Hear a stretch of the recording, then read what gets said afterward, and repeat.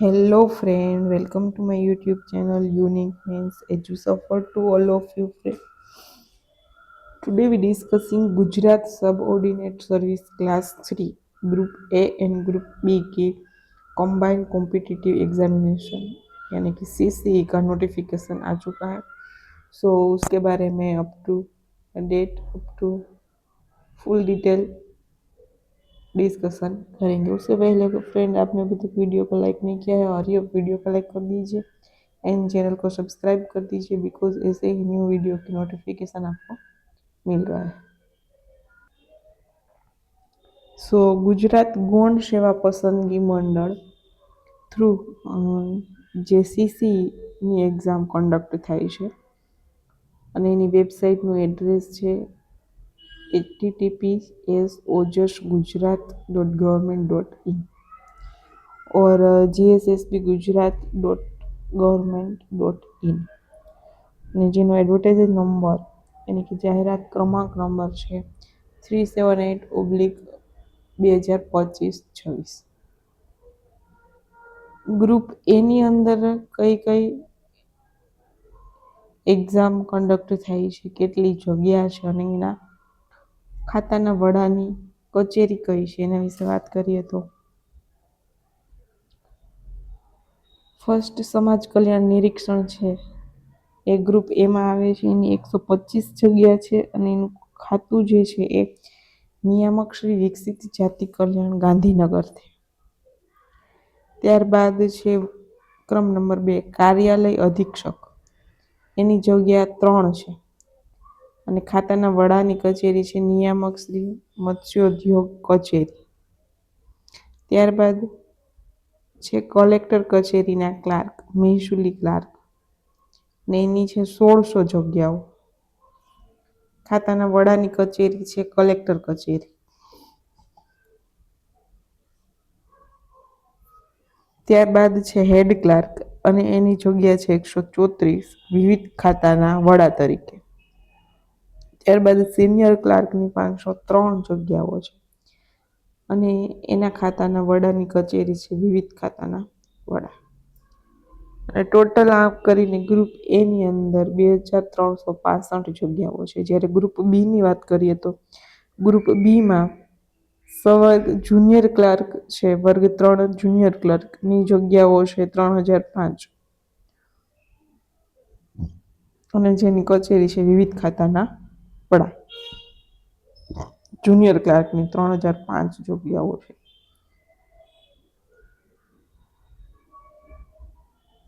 આગળ વાત કરીએ પ્રમાણે ojas.gujarat.government.in ની વેબસાઇટ પર જઈ તારીખ 5/2/2026 થી 20/2/2026 સુધી ઓનલાઈન અરજી કરવાની રહેશે। અરજી કરવા માટેની વિગતવાર સૂચનાઓ સહિત આ સમગ્ર જાહેરાત દરેક ઉમેદવારે પ્રથમ ધ્યાનથી વાંચવી જરૂરી છે। ઉમેદવારોએ પોતાના શૈક્ષણિક લાયકાત, ઉંમર, જાતિ તેમજ અન્ય જે લાયકાતના ધોરણો છે એના પ્રમાણપત્રો હાલમાં તમારે પોતાની આગળ રાખવાના રહેશે। તે પ્રમાણપત્રોમાં દર્શાવ્યા મુજબની જરૂરી વિગતો અરજીપત્રકમાં ભરવાની રહેશે। અરજી કરવા માટેની વિગતવાર સૂચનાઓ સહિત આ સમગ્ર જાહેરાત દરેક ઉમેદવારે પ્રથમ ધ્યાનથી વાંચવી જરૂરી છે, જેથી ઉમેદવાર દ્વારા અરજીપત્રક ભરતા સમયે કોઈ ભૂલ, ખોટી વિગત દર્શાવવાનું ટાળી શકાય અને ઉમેદવારી રદ થવાના પ્રશ્નો ઉપસ્થિત ન થાય। ભરતી પ્રક્રિયા સંબંધીની તમામ સૂચનાઓ મંડળની વેબસાઇટ gssb.gujarat.government.in પર મૂકવામાં આવશે। તેની સમયાંતરે મંડળની વેબસાઇટ અચૂક જોતા રહેવું। ઓનલાઈન અરજી કરતી વખતે ઉમેદવારે પોતાની શૈક્ષણિક લાયકાત, વય, જાતિ તેમજ અન્ય લાયકાતના બધા જ અસલ પ્રમાણપત્રો પોતાની પાસે રાખવાના રહેશે અને અરજીપત્રકમાં તે પ્રમાણપત્રોમાં દર્શાવ્યા મુજબની જરૂરી વિગતો ભરવાની રહેશે। બધા જ પ્રમાણપત્રોની અંદર શૈક્ષણિક લાયકાત, વય, શાળા છોડ્યાનું પ્રમાણપત્ર, કેટેગરીનું પ્રમાણપત્ર, જો ડિસેબલ હોય તો ડિસેબિલિટીનું જે સર્ટિફિકેટ હોય છે એ, ઓનલાઈન અરજીમાં પોતાના પ્રમાણપત્રને આધારે સાચી વિગતો ભરવાની રહેશે. અરજીમાંની ખોટી વિગતોને કારણે અરજી રદ થવાના પાત્ર બને છે. આથી ઓનલાઈન અરજી જે છે એ કાળજીપૂર્વક ભરવાની રહેશે. જરૂરિયાત ઉપસ્થિત થયે પરીક્ષા સંદર્ભેની જરૂરી સૂચનાઓ ઉમેદવારને મોબાઈલ નંબર પર SMS થી આપવામાં આવશે. એટલા માટે જ્યાં સુધી એક્ઝામ ન લેવાય ત્યાં સુધી મોબાઈલ નંબર ચેન્જ કરવો નહીં. ત્યારબાદ આ જાહેરાતમાં દર્શાવેલી જગ્યાઓ છે એની વધઘટ થવાની શક્યતા રહેલી છે. વધઘટ થાય તો માઇનોર એવી વધઘટ થાય, મેજર ડિફરન્ટ આવે નહીં. અનામત જગ્યાઓ મુજબ મૂળ ગુજરાતના અનામત વર્ગના ઉમેદવારો માટે જ અનામત છે, એટલે મૂળ તમે ગુજરાતના જ હોવા જોઈએ. ત્યારબાદ છે મહિલાઓ માટે અનામત જગ્યાઓ રાખવામાં આવી છે. તો મહિલાઓની અનામત જગ્યાઓ માટે લાયક મહિલા ઉમેદવારો ઉપલબ્ધ નહીં થાય તે જગ્યાએ સંબંધિત કેટેગરી ના પુરુષ ઉમેદવારથી ભરવામાં આવશે. એ નોટિફિકેશનમાં જે અનામત મહિલા અનામતની સ્પષ્ટતા કરવામાં આવેલ છે. જાહેરાતમાં જે તે કેટેગરીમાં કુલ જગ્યાઓ પૈકી મહિલા ઉમેદવારો માટે અમુક જગ્યાઓ અનામત હોય ત્યારે મહિલા ઉમેદવારની અનામત જગ્યાઓ સિવાયની બાકી રહેતી જગ્યાઓ ફક્ત પુરુષ ઉમેદવાર માટે અનામત છે તેમ ગણવાનું નથી. આ જગ્યાઓ છે પુરુષ તેમજ મહિલા બંને ઉમેદવારની પસંદગી ઉમેદવારોએ મેળવેલા માર્ક્સના મેરિટને ધ્યાનમાં લઈને કરવામાં આવે છે. આવી જગ્યાઓ માટે પુરુષ તેમજ મહિલા ઉમેદવાર અરજી કરી શકે છે. મંડળ દ્વારા ગુજરાત ગૌણ સેવા વર્ગ 3 સંવર્ગની સીધી ભરતીમાં દિવ્યાંગ અનામતની ઘટની જગ્યા ખાસ ભરતી ઝુંબેશથી ભરવા અંગેની જાહેરાત પ્રસિદ્ધ કરવામાં આવેલ છે. જાહેરાતમાં કેટલાક વિભાગો હસ્તકની કચેરીઓમાં દિવ્યાંગ ઉમેદવારો માટે અનામત જગ્યાઓનો સમાવેશ કરવામાં આવેલ નથી તે ધ્યાને લેતા દિવ્યાંગ અનામતની જગ્યા ન હોય ત્યારે અનામત સિવાયની જગ્યા પર દિવ્યાંગ ઉમેદવાર ઉમેદવારી નોંધાવવા માંગે ત્યારે નીચે મુજબની દિવ્યાંગતા માન્ય રહેશે, જે અહીંયા આપેલી છે. નેક્સ્ટ છે નાગરિકત્વ. તો ઉમેદવાર જે છે એ ભારતનો નાગરિક હોવો જોઈએ અથવા તો ગુજરાત મુલકી સેવા વર્ગીકરણ અને ભરતી સામાન્ય નિયમ 1967ના નિયમની જોગવાઈ મુજબની રાષ્ટ્રીયતા ધરાવતો હોવો જોઈએ. મૂળ ગુજરાતનો હોવો જોઈએ, ભારતનો નાગરિક હોવો જોઈએ. નેક્સ્ટ છે વયમર્યાદાની વાત કરીએ તો જાહેરાતમાં દર્શાવેલ અરજી સ્વીકારવાની છેલ્લી તારીખના રોજની વય આખરી ગણવામાં આવશે. યાની કે 20/2/2026ના રોજ ઉમેદવારની ઉંમર 20થી ઓછી ન હોવી જોઈએ અને 35થી વધુ હોવી જોઈએ નહીં. હવે કયા કયા કેટેગરીના વિદ્યાર્થીઓને છૂટ મળી શકે છે? તો સામાન્ય કેટેગરીના મહિલા ઉમેદવારને 5 વર્ષની છૂટછાટ મળે છે. અનામત કેટેગરીના પુરુષોને 5 વર્ષની છૂટછાટ મળે છે. અનામત કેટેગરીના મહિલાઓને 10 વર્ષની છૂટછાટ મળે છે. સામાન્ય કેટેગરીના શારીરિક અશક્તતા ધરાવતા પુરુષ ઉમેદવારને 10 વર્ષની છૂટછાટ મળે છે. સામાન્ય કેટેગરીના શારીરિક અશક્તતા ધરાવતા મહિલા ઉમેદવારને 15 વર્ષની, અનામત કેટેગરીના શારીરિક અશક્તતા ધરાવતા પુરુષ ઉમેદવારને 15 વર્ષની, અનામત કેટેગરીના શારીરિક અશક્તતા ધરાવતા મહિલા ઉમેદવારને 20 વર્ષની મર્યાદાની અંદર છૂટછાટ મળે છે. જે માજી સૈનિક ઉમેદવારો છે એને ઉપલી વયમર્યાદાઓમાં તેઓને બજાવેલ ફરજનો સમયગાળો ઉપરાંત 3 વર્ષ સુધીની છૂટછાટ મળશે. ત્યારબાદ પગાર ધોરણની વાત કરીએ તો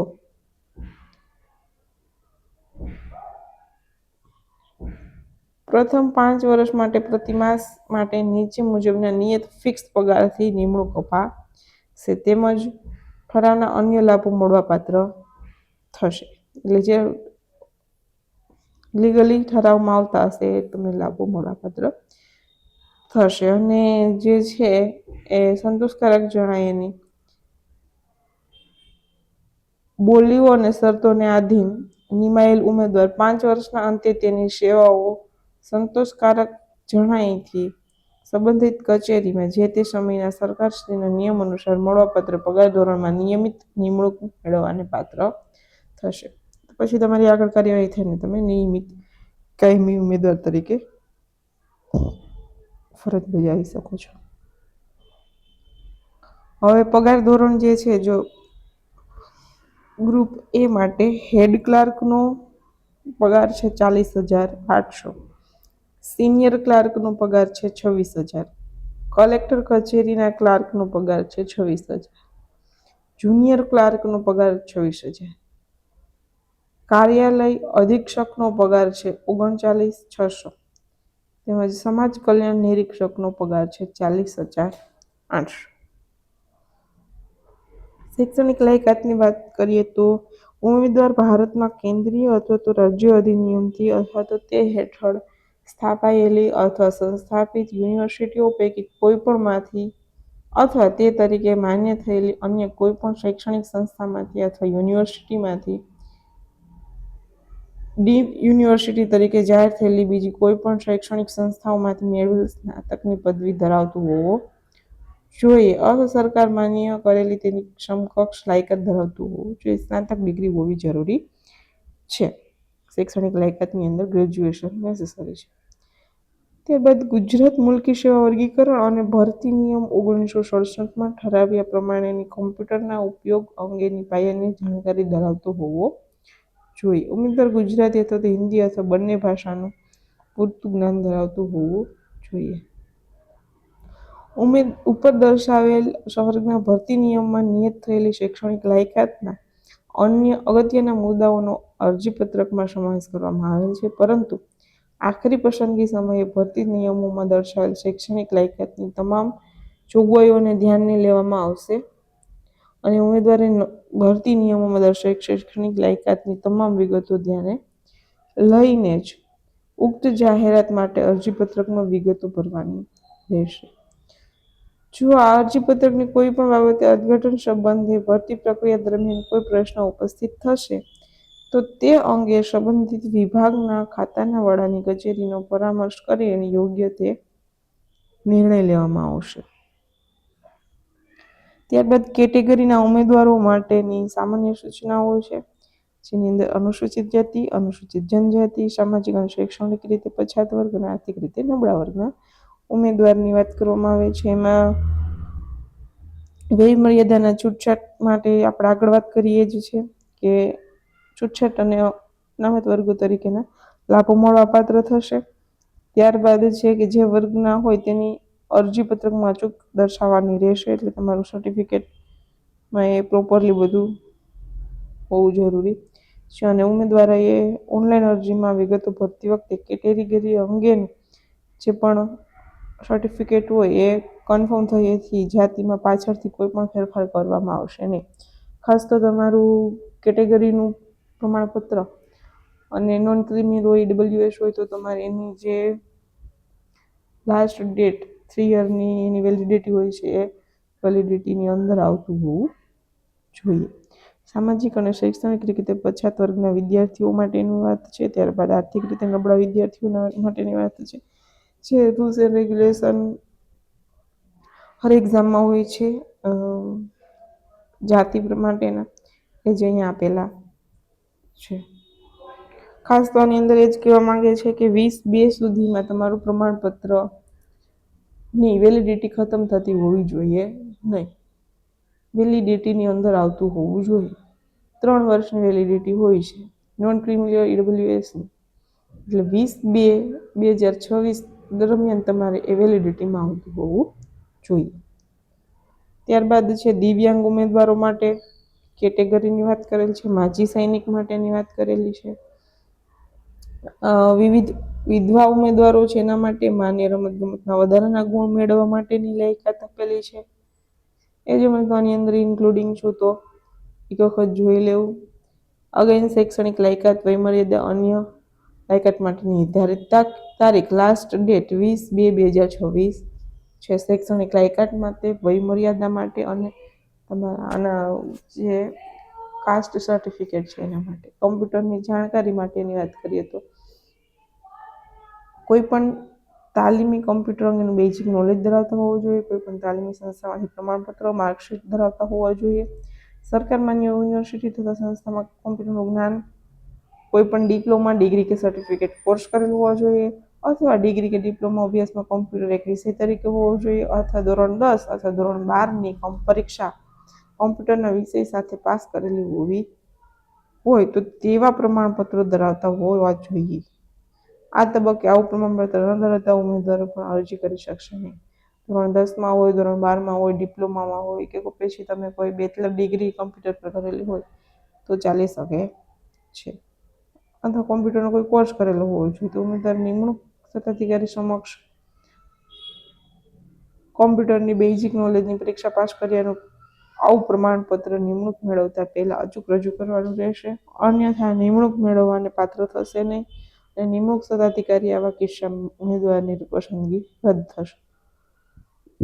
CCAની પરીક્ષા નેક્સ્ટ આપી શકો છો એ તમારા નિમણૂક થયા બાદ. ફર્સ્ટ કમ્પ્યુટરની નોલેજ માટે આટલું નેસેસરી છે. અરજી કરવાની તારીખ અંગે વાત કરીએ તો 5/2/2026 થી 20/2/2026 સુધી ભરી શકાશે. ફિક્સ ના હોય તો પછી ટેકનિકલ ઇસ્યુના લીધે એક્સટેન્ડ પણ થઈ ડેટ, બટ હાલ 5/2 થી 20/2 સુધી ભરવાનું નોટિફિકેશન છે. હવે અમુક વખત એક કરતાં વધુ વખત અરજી કરે છે ઉમેદવાર, ત્યારે છેલ્લે કન્ફર્મ થયેલી અરજી માન્ય ગણી અને તે સિવાયની બાકીની બધી અરજીને રદ કરવામાં આવે છે. ઉમેદવારે અરજી ફોર્મ પત્રક ભરવું એના માટેના સ્ટેપ શું છે તો ઓજસની વેબસાઇટ પર જવું, ઓનલાઈન એપ્લિકેશનમાં એપ્લાય પર ક્લિક કરવું, GSSB સિલેક્ટ કરવું, એની અંદર જાહેરાત ક્રમાંક 378/2025-26 ગુજરાત ગૌણ સેવા સંસ્થા વર્ગ 3 એપ્લિકેશન નંબર 378 પર ક્લિક કરવું, મોર ડિટેલમાં એપ્લાય નાવ પર જવું અને મોર ડિટેલ પર ક્લિક કરવાથી વિગતવાર તમારું જે માહિતી છે એ એપ્લાય કરવી. એપ્લિકેશન ફોર્મેટ ખુલશે, એની અંદર પર્સનલ ડિટેલની અંદર જે સ્ટાર કરેલું હશે ફૂદેડીવાળું એ ફરજિયાત ભરવાનું રહેશે. ઓકે, ત્યારબાદ વન ટાઈમ રજિસ્ટ્રેશન નંબર આવશે. ઓનલાઈન અરજી ગણાશે નહીં, OTP ના આવે, OTR ના આવે ત્યાં સુધી ઓનલાઈન અરજી ગણાશે. ત્યારબાદ પર્સનલ ડિટેલ ભર્યા બાદ એજ્યુકેશન ડિટેલ ભરવાની રહેશે અને લાસ્ટની અંદર બાંહેધરીમાં દર્શાવેલ શરતો સ્વીકારવા માટે યસ સિલેક્ટ કરી સેવ પર ક્લિક કરવું. હવે અરજી પૂર્ણ રીતે ભરાઈ ગયેલ છે એવું કહેવાશે. બાંહેધરી આપશો, પછી કન્ફર્મ કરશો, પછી સેવ પર ક્લિક કરવાથી એપ્લિકેશન નંબર જનરેટ થયેલ હશે તે ઉમેદવાર સાચવીને રાખવાનો રહેશે. એનો ખાસ સ્ક્રીનશોટ લઈ લેવો જો મોબાઈલથી ભરો છો તો, અથવા લખી લેવો. અપલોડ ફોટોગ્રાફ અને સાઇન અપલોડ કરવાની રહેશે અને એનું જે ક્રાઇટેરિયા છે શું છે તો એપ્લિકેશન નંબર અને બર્થ ડેટથી તમે લોગિન થઈ શકશો અપલોડ ફોટોગ્રાફ અને સાઇન માટે. અને ફોટોનું માપ છે 5 સેમી ઊંચાઈ અને 3.6 સેમી પહોળાઈ. સિગ્નેચરનું માપ 2.5 સેમી ઊંચાઈ, 7.5 સેમી પહોળાઈ અને 15 KB થી વધુ નહીં તેવી સાઇઝ હોવી જોઈએ ફોટો અને સિગ્નેચરની. એ અપલોડ કરી અને ફાઇલ સ્ક્રીનમાં જે ફાઇલમાં JPG ફોર્મેટની અંદર ફોટો સ્ટોર કરવાનો રહેશે. અપલોડ બટન પર ક્લિક કરશો એટલે બંને ફોટો અને સિગ્નેચર અપલોડ થઈ જશે. પછી ફોટો અને સિગ્નેચર અપલોડ કરવામાં આવ્યા હશે તે જ ફોટો લેખિત પરીક્ષાના હાજરી પત્રકમાં ચોંટાડવામાં આવશે. ત્યારબાદ નેક્સ્ટ તમને કન્ફર્મ એપ્લિકેશન માટેની સૂચના આપવામાં આવશે. તો ઓલ ઓકે હોય તો કન્ફર્મ આપી દેવું. કન્ફર્મેશન નંબર આવશે, એ ખાસ પાછો અગેન સ્ક્રીનશોટ લેવો અથવા લખી લેવો કન્ફર્મેશન નંબરનું. અહીંયા કીધું છે કે ઓનલાઈન એપ્લિકેશન ટેબમાં કન્ફર્મ એપ્લિકેશન પર ક્લિક કરશો એટલે application number, birth date type okay કરશો, બેઝિક ડિટેલ્સ કન્ફર્મ કરશો એટલે કન્ફર્મેશન નંબર જનરેટ થઈ જશે અને ઉમેદવારની અરજીનો મંડળમાં ઓનલાઈન સ્વીકાર થશે કન્ફર્મેશન નંબર આવ્યા બાદ. ત્યારબાદ એવી સૂચના છે કે ઉમેદવારને રજૂ કરવામાં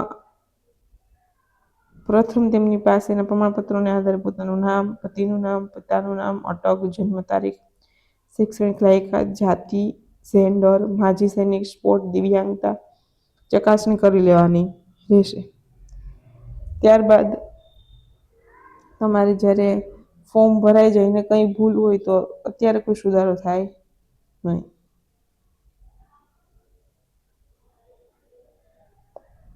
કન્ફર્મેશન નંબર જનરેટ થઈ જાય પછી પ્રિન્ટ એપ્લિકેશન પર ક્લિક કરી અને એપ્લિકેશનની પ્રિન્ટ મોબાઈલમાં રાખી ડાઉનલોડ કરી લેવી અથવા તેની પ્રિન્ટ કઢાવી લેવી. પછી છે ના વાંધા પ્રમાણપત્ર.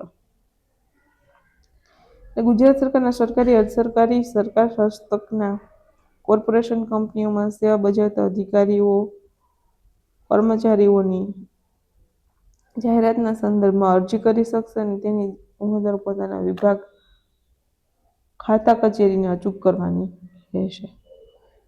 નોંધ છે કે જાહેરાત ક્રમાંક 378 સામેના સંવર્ગના ભરતી નિયમમાં દર્શાવેલ શૈક્ષણિક લાયકાત, વયમર્યાદા તેમજ ઓનલાઈન અરજી ભરવા સંબંધિત કોઈ પણ માર્ગદર્શનની આવશ્યકતા જરૂર જણાય તો અહીંયા નીચે આપેલા ફોન નંબર પર સંપર્ક કરવાનો રહેશે.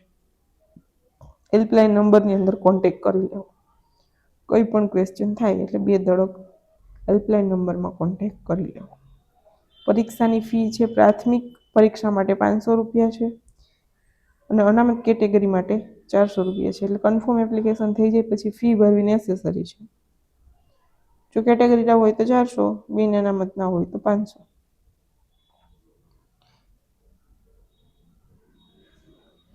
પછી નેક્સ્ટ છે કે પરીક્ષામાં ઉપસ્થિત રહેનાર ઉમેદવારને પરીક્ષા ફી પરત મળવાપાત્ર રહેશે. લાસ્ટ 2-3 એક્ઝામથી આવો નિયમ આવી ગયો છે કે એક્ઝામ ઉમેદવારો ફોર્મ ભરે છે, એક્ઝામ આપતા નથી. ઓકે, એની વ્યવસ્થા કરવી પડતી હોય છે. એના માટેનું આખું મેનેજમેન્ટ કરવું પડતું હોય છે સરકારને. જો ઉમેદવાર હાજર ના થાય તો એના પાછળનો ખર્ચ કોણ ભોગવે? એટલા માટે એ ફી રાખે છે કે ₹500 ફી. ઉમેદવારો હાજર થાય તો રિટર્ન આપી દેવાનું, ન થાય તો એ સરકાર રાખી લે છે. એના પાછળ સુપરવાઇઝર રાખેલા હોય છે, કોર્ડિનેટર રાખેલા હોય છે. તો એ બધાનું બધું કોણ ચૂકવે? એના માટે એ વ્યવસ્થા કરેલ છે.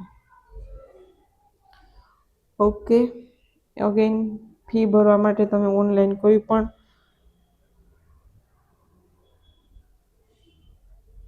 ઓનલાઈન એપ્લાય કરી શકો છો ફીઝ માટે.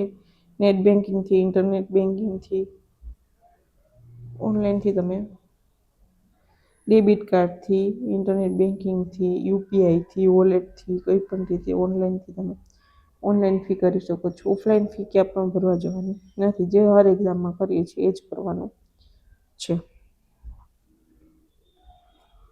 ઓકે, ત્યારબાદ છે અગેન જો ફી ભરેલ નહીં હોય તો ઉમેદવારની ફોર્મ છે એ રિજેક્ટ થઈ જશે. એટલે ફોર્મ ભરીને લાસ્ટ ફી પે કરવી જરૂરી છે. જો ફી પે કરેલ નહીં હોય તો તમારી ઉમેદવારી રદ થઈ જશે. ત્યારબાદ પરીક્ષા પદ્ધતિની અંદર પ્રાથમિક પરીક્ષા ગ્રુપ એ અને બી બંને માટે CBRT પદ્ધતિથી આપવામાં એ ઉલ્લેખ કરેલ છે. CBRT કમ્પ્યુટર બેઝ હશે અને જે ગ્રુપ એ અને ગ્રુપ બી માટેનું પ્રાથમિક પરીક્ષાનું 150 માર્ક્સનું પેપર છે. એમાં English 15 mark, Gujarati 15 mark, general awareness અને current affair 30 mark, quantitative aptitude reasoning 30 marks અને